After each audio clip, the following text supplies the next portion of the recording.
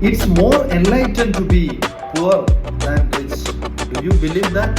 For several years, I was trapped in a dangerous mindset that nearly destroyed my life and dreams. I believed poverty was a noble path, while wealth was something to be avoided at all costs.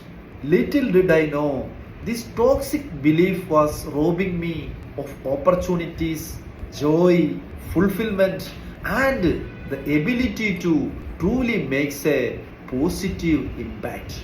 It wasn't until a pivotal moment 7 years ago that my eyes were opened to the liberating truth. Embracing prosperity doesn't diminish your spiritual growth, but it amplifies.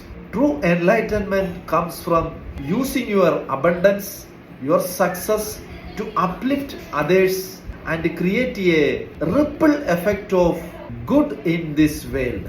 I invite you to attend my free financial harmony and prosperity webinar. Link in the comments. Click the link and register your name. Thank you. Stay positive. Bye for now.